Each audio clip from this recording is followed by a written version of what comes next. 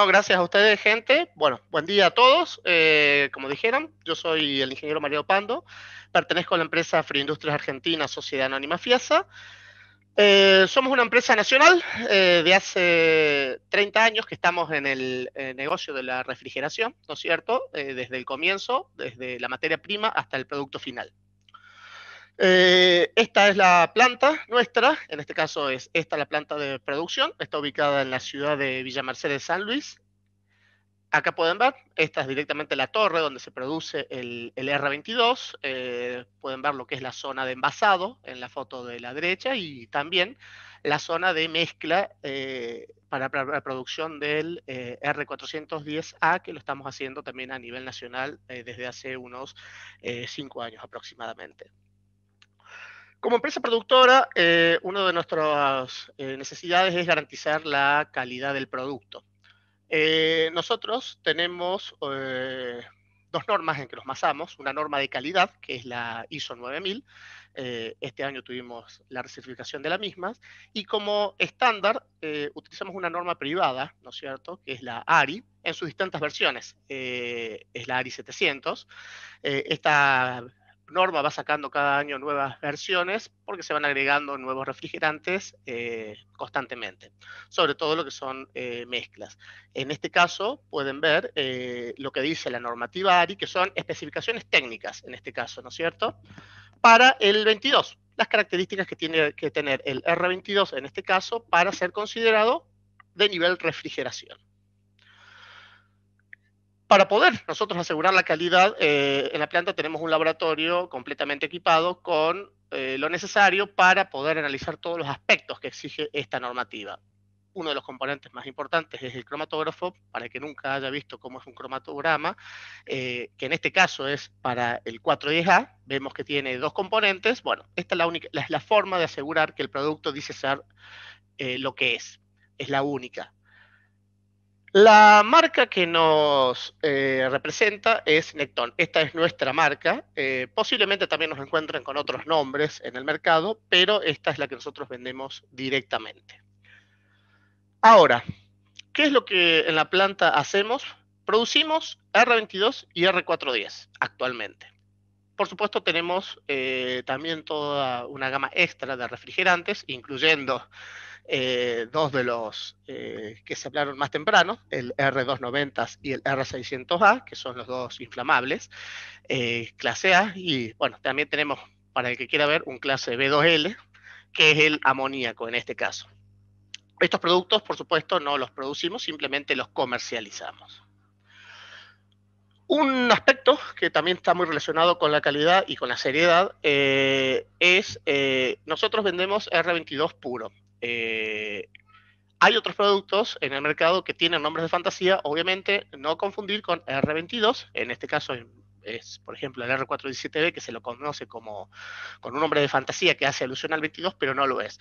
Esto que ustedes ven acá es directamente un pico cromatográfico de un R22, que es un único pico, y el R417B con sus tres componentes, que son el R125, R134 y R600. Bueno, se pueden ver los picos, no es nada que ver un producto con otro. Terminado lo que es la presentación de la empresa, cuando uno va a elegir un refrigerante para cualquier aplicación, tenemos que tener en cuenta las propiedades de los mismos. Hay una serie de propiedades que nos gustaría que todos los refrigerantes contengan y que tengan todas estas propiedades. Lamentablemente, como yo voy a decir y como también hablaron hace un ratito, Fernando, eso no es posible. Estas son propiedades, las que vemos acá, termodinámicas, propiedades químicas y propiedades ambientales y tóxicas que nos gustaría que tuvieran nuestro refrigerante. Obviamente que sea amigable con el medio ambiente, que no sea tóxico, que no sea inflamable, que sea soluble en el aceite que se use, que no sea corrosivo, que tenga presiones de trabajo positiva, bajo punto de congelación, volumen específico bajo, densidad elevada, temperatura crítica alta. Son una serie de propiedades, inclusive hay más. Lamentablemente no se van a cumplir todas de ellas y vamos a ver el porqué también ahora. Y esto está relacionado con lo que nombró Fernando más temprano, que yo lo traigo a colación nuevamente, lo que es la evolución de la refrigeración y de los refrigerantes. Los refrigerantes habían empezado siendo, algunos de ellos, como el amoníaco, dióxido de carbono, dióxido de azufre, son los primeros que se empezaron a utilizar, inclusive antes se utilizaban otros refrigerantes, pero son los más comunes y conocidos, que tenían los problemas de tener altas presiones de trabajo, demasiado altas, en algunos casos, como el dióxido de carbono, o ser corrosivos o ser tóxicos. Esto generó que naciera una nueva rama de refrigerantes que vendrían a ser lo que se conocieron como refrigerantes sintéticos. Es decir, por un aspecto de seguridad que no se cumplían, pasamos a productos sintéticos, que en teoría, hasta que por allá por la década del 70 se empezaron a hacer los estudios, se pensaba que se había conseguido los refrigerantes ideales, que tenían muy buenas propiedades termodinámicas, muy buenas propiedades con respecto a la seguridad. El tema es que en este caso son los clorofluorocarbonos y los hidroclorofluorocarbonos. R2 es el representante típico del CFC y R22 el de los HCFC. El problema es que se descubrió que no eran tan amigables al medio ambiente y por lo tanto se empezaron a dejar de lado, que ahora ya vamos a ver cómo es que se hace eso. Y se empezaron a utilizar más firmemente los HFC, productos que ya no tienen cloro en su composición, que es lo que termina atacando la capa de ozono.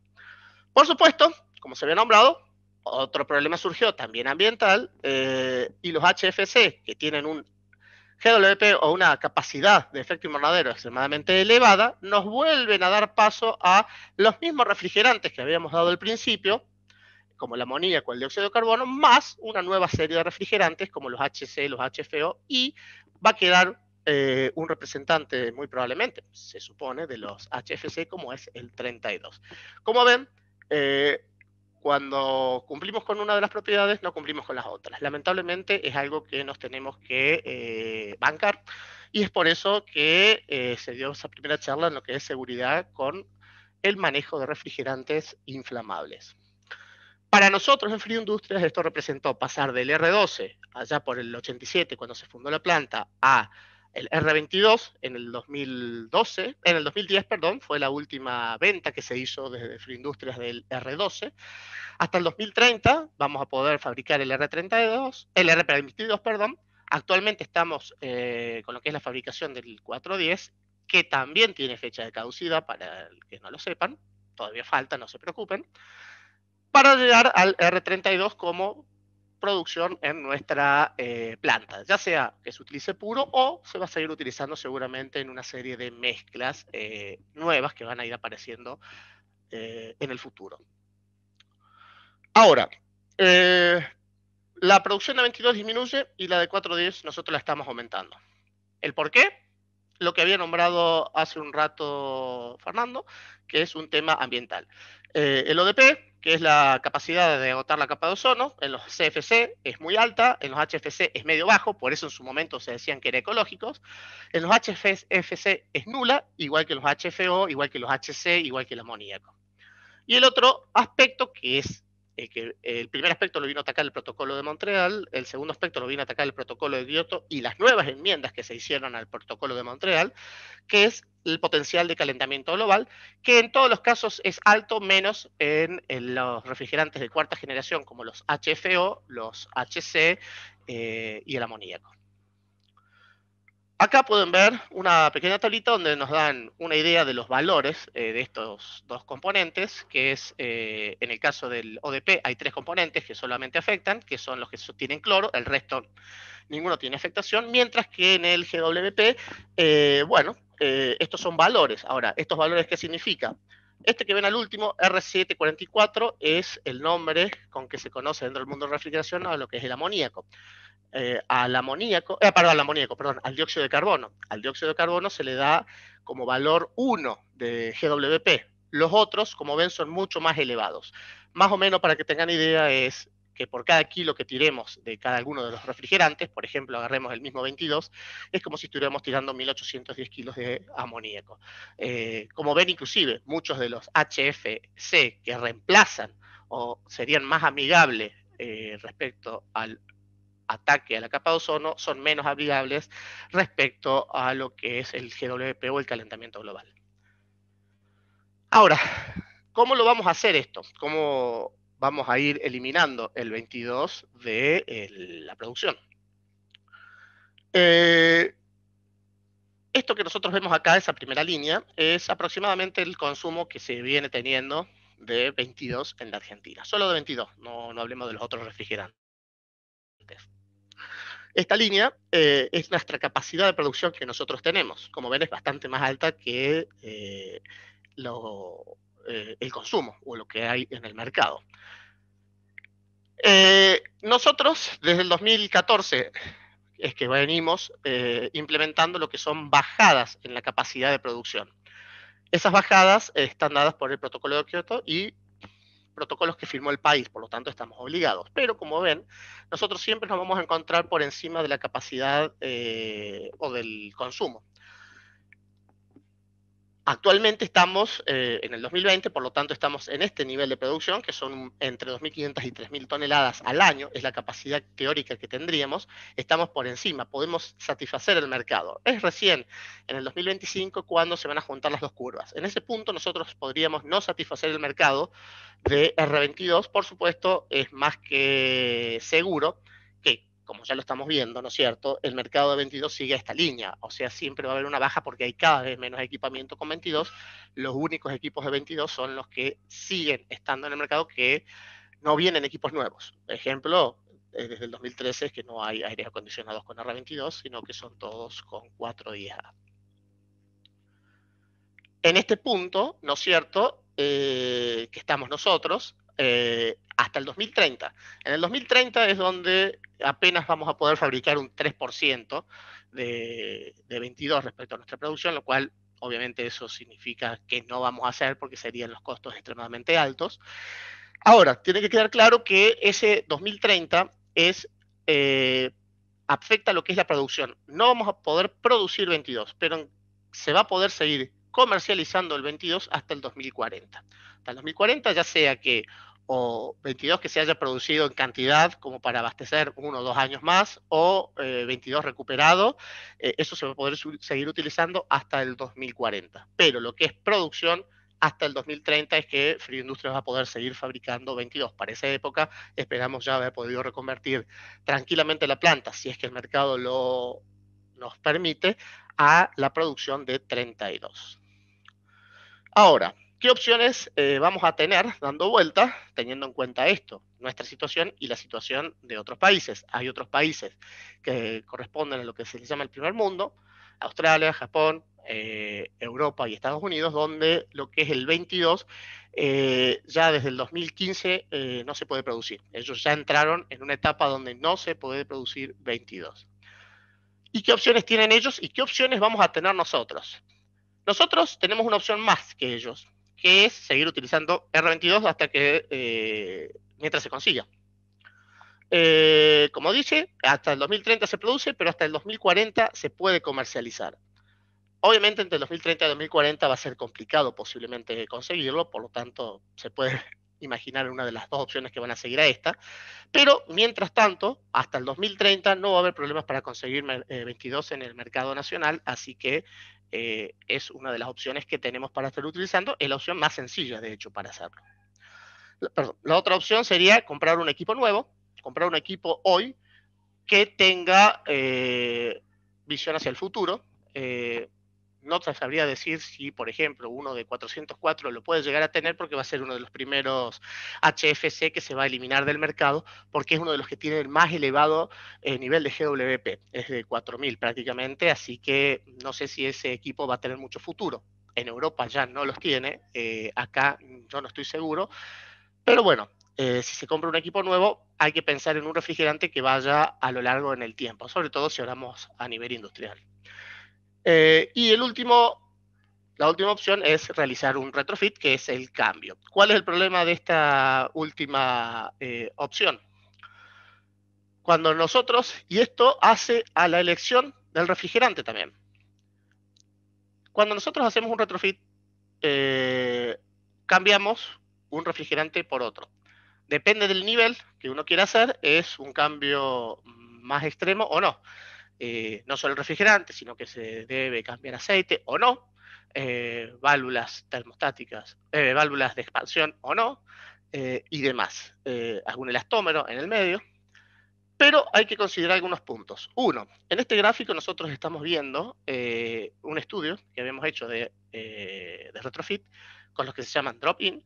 Es más, lo vamos a repetir ahora dentro de unos días. Donde ustedes ven ahí en los gráficos son dos componentes: potencia consumida por el equipo y diferencia de temperaturas entre la temperatura ambiente y la salida del evaporador, del aire. Esto es a nivel porcentual, es decir, tomando como referencia el 22, que nos da el 100% de ambos casos. En todos los casos, como pueden ver, se dan las dos circunstancias, que tienen menos capacidad de enfriamiento del aire y tienen un mayor consumo. Hay dos lugares donde se ve un menor consumo, que es, por ejemplo, el R417B, cuando se puso la misma cantidad.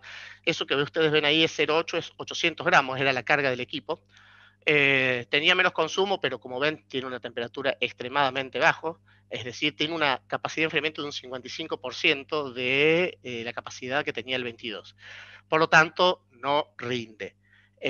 No rendía en este caso. Básicamente se necesitaba poner más refrigerante. En este caso hicimos la prueba, le tuvimos que poner 155 gramos para obtener presiones de trabajo similares a las del 22, y bueno, sí mejoramos lo que es la temperatura, llega a ser un 80% la capacidad de enfriamiento del 22, pero ya también se fue la potencia o el consumo del equipo por las nubes. Y un aspecto que también vemos es que combinar refrigerantes, como muchos pueden pensar, es decir, si yo tengo un equipo con 22 que perdí un poco 22, le puedo poner R417, por ejemplo, u otro. En el caso del R417, bueno, la performance fue pésima. Nosotros les pusimos en este caso 400 gramos de cada uno, vean la potencia que estaba consumiendo el equipo y la capacidad de refrigeración es un 58% de la del 22. En este aspecto, si tuviera que hacerse un retrofit, se tiene que elegir el refrigerante más adecuado para las distintas zonas. Y eso lamentablemente es algo que lo van a tener que ver ustedes, no solo por la zona, sino por el equipamiento que tengan. Depende con quién hables, algunos prefieren alguno u otro, pero eso tiene un impacto importante. Había hablado Fernando del tema del GWP, que no es el impacto solo del GWP. El GWP tiene aplicación, esa potencial de calentamiento global, tiene aplicación simplemente si el refrigerante está fuera del circuito. Acordémonos que el circuito de refrigeración es un circuito cerrado de condensación y evaporación. Si el refrigerante no sale del circuito, no afecta al ambiente. Pero sí hay un problema que nos afecta y afecta al ambiente, que está muy relacionado con la eficiencia y con la potencia. Una forma de calcular cómo nos afecta es a través de esta fórmula. Hay algunas más complejas, pero esta es sencilla, que básicamente tiene tres componentes. Uno, como ven, está incluido el GWP. Tiene tres componentes. Impacto directo por fuga, que es cuando hay fugas. Una de las formas es no tengamos fugas. Un impacto directo por pérdidas en la recuperación, es decir, este término, entre más gas recuperemos nosotros con nuestro equipo cuando hay que hacer un cambio, menos impacto va a tener. Y el último término, que no podemos manejar mucho, es el impacto debido a la energía consumida. Y acá es donde tiene importancia la eficiencia y la potencia eléctrica consumida por el equipo. Ahí lo que vemos es cada uno de los términos que significan, ¿no es cierto? Yo, para hacer este cálculo, tomé las siguientes consideraciones. Un equipo que pierda un 1% de la carga por año, es decir, que en caso de que se le haya hecho algún trabajo, se haya recuperado durante la vida útil del equipo el 50% de la carga original. El último término de la fórmula anterior nos representa cuánto dióxido de carbono se tira por cada kilowatt utilizado de energía. Eso depende del país. Depende de si usamos combustibles fósiles para producir la energía, si se usa energía nuclear, si se usa más hidroeléctrica. En el caso de la Argentina, por cada kilowatt hora de energía consumido es como si estuviéramos tirando 600 gramos de dióxido de carbono al aire. Y considerando un funcionamiento de 6 horas diarias durante 60 días al año, la fórmula anterior hace que el impacto del GWP cambie. Habíamos dicho que teníamos tres términos. El primer término es emisión directa. ¿Ven? Si bien los GW son elevados, como nosotros estamos tirando y se fuga muy poco, el impacto no es lo mismo que tirar 1 kilo, que eso es lo que más o menos nos expresaría el GWP que veíamos en las tablas anteriores. El impacto es mucho menor. Es más, si nosotros tenemos equipos mejor diseñados, ese valor va a disminuir. El segundo término, que eran las emisiones directas por la recuperación, es un trabajo que tenemos que hacer nosotros. Entre mejor recuperemos o más recuperemos, este término menos va a afectar al ambiente, ese GWP por tirar el producto al medio ambiente. Y por último, las emisiones indirectas, que son las más importantes, están muy relacionadas con la potencia y la energía y la eficiencia del equipo.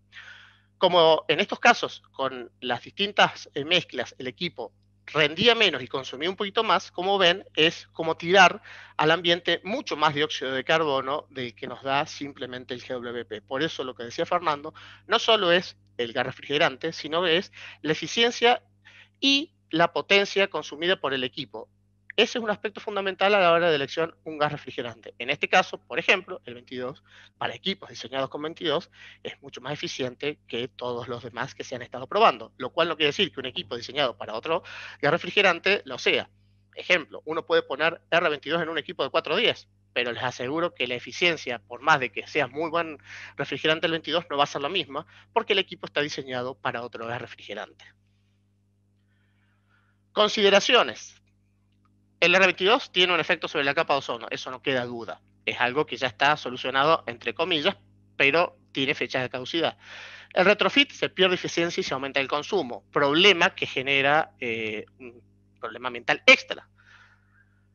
Que lo vimos a través de este concepto que se llama, que este TEWI, ¿no es cierto?, que tiene este impacto directo e indirecto que se tiene por el cambio de refrigerante o en cada uno de los refrigerantes. Bueno, si se usa 22 es más sencillo usar 22 en un equipo de 22. Retrofit va a ser muy útil, sí, sobre todo si se pasa el 2030, cuando ya nos tengamos la opción de usar 22 en un equipo. Pasando en el 2030, puede llegar a ser conveniente pensar en un equipo nuevo. Y dos aspectos más en el uso de los refrigerantes, ¿no es cierto? El 22 es un producto puro. ¿Qué significa eso? Que se puede cargar y recargar. Por supuesto, no es lo más adecuado ni conveniente siempre, pero es una opción que se nos da. Todos los HFC de la serie 400, 410, 427, 417 en todas sus variantes, no se pueden recargar. No seamos más papitas que el Papa. Se puede, no se da que en caso de que se pierda un 25% del producto, podríamos hacer una recarga. Pero no más veces ya porque ahora, como voy a mostrar, se van perdiendo las capacidades. ¿Y por qué? Nosotros imaginemos que tenemos dos garrafas, una de R22 como un compuesto puro, o cualquier compuesto puro en este caso, y tenemos un blend. En este caso un blend genérico, formado por los componentes azul y naranja, en un 50%. Acá nosotros podemos ver la fase líquida, que tenemos un 50% de pelotitas celestes y un 50% de pelotitas naranjas. Ahora, como es una mezcla, uno de los componentes tiende a ser más volátil que el otro. Esto que implica que se va a evaporar en más cantidad. Es decir, en la fase gaseosa ya no vamos a tener 50 y 50. De 10 pelotitas que tenemos en la fase gaseosa, tenemos 6 amarillas, 6 naranjas y 4 azules. ¿Por qué? Porque el componente naranja en este caso es más volátil. Por lo tanto, no tiene la misma composición. Este es el motivo por lo cual los gases refrigerantes, los fluidos refrigerantes del tipo mezcla, se tienen que cargar con la garrafa invertida para poder tomar la fase líquida, porque nosotros dentro del sistema el líquido tiene que tener una composición de, en este caso, 50%. Si nosotros tomamos de la fase gaseosa de la garrafa de 22 o de un puro y la condensamos, lo que vamos a obtener es R22, no queda ninguna duda, es el único componente. Por eso es que se puede cargar desde fase gaseosa y en caso de que haya pérdida se pueda recargar. Ahora, si nosotros agarramos un blend y tomamos de la fase gaseosa y lo pasamos por un condensador, nosotros no estamos tomando 50 y 50% de cada componente, estamos tomando 60-40. Si nosotros condensáramos completo esto, en la fase gaseosa no va a ser 50-50. Como ven, ahora tenemos 60% de pelotitas naranjas y 40% de las celestes. Es más, ahora en la fase gaseosa también es cada vez más rico en el componente más volátil. Este es el motivo por el cual se cargan en fase líquida. Y también este es el motivo por el cual, en caso de una pérdida, nosotros vamos a estar virtiendo a la atmósfera no los dos componentes por igual. Uno de los componentes va a estar virtiendo en más cantidad, el más volátil. Por lo tanto, la mezcla se va a ir desbalanceando. Y por más de que yo recargue, la mezcla ya se va a desbalancear. Y si la pérdida es continua, ejemplo, en un pesquero, donde no tenemos la posibilidad de volver a puerto para reparar la pérdida y tenemos que empezar a poner producto, nosotros vamos a estar cambiando constantemente la concentración y pues se puede llegar a un momento donde la capacidad frigorífica se vea afectada. Ese es un beneficio que tiene los gases puros, que hacen también a la elección. La elección de refrigerante se hace en muchos aspectos y en algunos casos es algo a tener en cuenta. Por eso los pesqueros siguen utilizando en los barcos gases refrigerantes R22 para sus equipos de frío. Para ir terminando, y bueno, Fernando ya lo habló, pero yo iba a dar una pequeña charla de seguridad, no específicamente de lo que es gases inflamables, sino de el uso de gases refrigerantes en general. Y por eso no me refiero a esto es ya más un problema de instalación, no de manejo de los refrigerantes, así que esto, bueno, lo pueden ver tranquilamente en otras charlas. Sino que había hablado Fernando de que los gases se descomponen. Todos los gases de los HFC tienen productos químicos y su descomposición produce productos muy nocivos, como son los ácidos clorhídricos, fluorhídricos, fluoruro de carbono, fosgeno en el caso del 22, que son extremadamente venenosos y irritantes. Por eso es un aspecto a tener en cuenta. Esto se descompone por temperatura o por alta temperatura o por estar expuestos a la llama.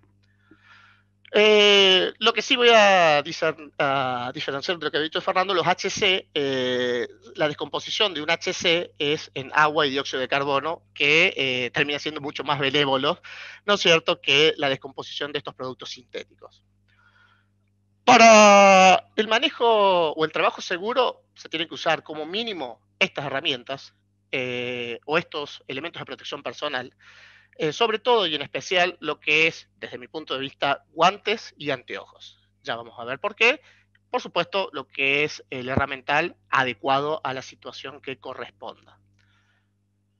Todos los gases refrigerantes tienen muy bajas temperaturas de ebullición. Es decir, si ustedes abren la botella, esa temperatura de evaporación que se da a presión atmosférica es la temperatura de ebullición. Como ven, es muy baja. Esto nos puede producir una quemadura criogénica. Generalmente hay muchos que dicen, oh, cuando ven las fotos, en este caso yo no los puedo ver, pero una quemadura criogénica es esto, ¿no es cierto? Es una irritación, un ataque a la piel, la necrotización del tejido y mes y medio de parada porque es extremadamente doloroso y inhabilitante. Fernando había hablado, este es el grupo de seguridad, ¿no es cierto?, en que se clasifican los gases refrigerantes. Tenemos de baja toxicidad y de alta toxicidad, A de baja toxicidad, B de alta toxicidad. Como ven, nunca dije toxicidad nula. Esto es un cálculo que se hace en base a tiempos de exposición, etcétera, etcétera. No es que uno se tenga que poner a respirar R22, por más de que sea de baja toxicidad, porque es baja, no es nula. El amoníaco es uno de alta toxicidad, que sería un clase B. Y como inflamabilidad tenemos 1, 2 y 3, desde los no inflamables hasta los altamente inflamables, R22, R410A como no inflamables y R600 propano como altamente inflamable. Los del medio se los subdividió en dos categorías como A2L y A2, que son los medianamente inflamables. Los 2L son bastante difícil de encenderlos en algunos casos. Hay videos de esa opción, como lo son el R32, entra dentro de la categoría A2L, y el 1234IF también entra dentro de esa categoría, que generó un problema en su momento entre Mercedes y el resto y la comunidad europea por el uso del mismo, ¿no es cierto? Por último, también hay que considerar el uso de los envases, sobre todo si los mismos son inflamables. Pero bueno, todos estos productos, por más de que tengan baja presión, alta presión, tienen presión elevada por encima de la atmosférica. Por lo tanto, los envases se deben tener resguardados de fuentes de calor. Eh, hay que verificar si tienen óxido el mismo, porque esto afecta la integridad del envase. En caso de que se necesite calentar, por favor, usar un baño María no más de 40 grados centígrados y nunca un soplete de fuego directo. No usar los envases para propósitos que no fueron diseñados, no reseñar en envases descartables, almacenar en lugares ventilados. Si bien hay algunos de muy baja toxicidad, sí desplazan el aire, por lo tanto, si hay una pérdida, bueno, sería conveniente que ese gas salga y haya una recirculación del aire. No dejar expuestos al sol. Si uno deja el refrigerante en su garrafa al sol, hay una temperatura que se llama temperatura por radiación, que ustedes cuando tocan una superficie metálica al sol la sienten extremadamente caliente. Bueno, toda esa energía se transfiere al refrigerante y la temperatura interna es más alta que la exterior. Se pueden llegar a temperaturas muy altas dentro del envase. Tampoco hay que dejarlos adentro del auto, porque dentro del auto, en un día de verano, se tienen muy altas temperaturas y se puede llegar a las temperaturas máximas soportadas por el envase, que se transducen a una presión elevada. A más temperatura, más presión dentro del envase, que puede generar una explosión.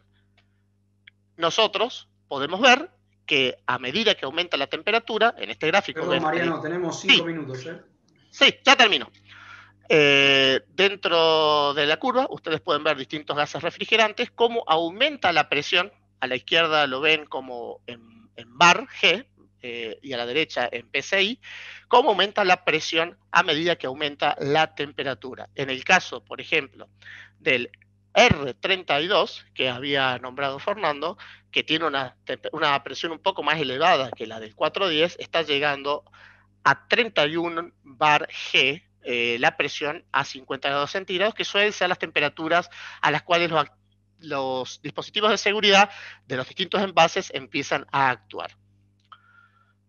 Para ir terminando, tema de la recuperación, que yo les decía, no usen envases que no corresponden, esto no se puede hacer. Los envases de 22 tienen un sistema de seguridad, y aparte no están diseñados para tanto trabajo de expansión y de sacada de producto. Esos cambios de presión no afectan, es extremadamente fino el envase, es un envase descartable.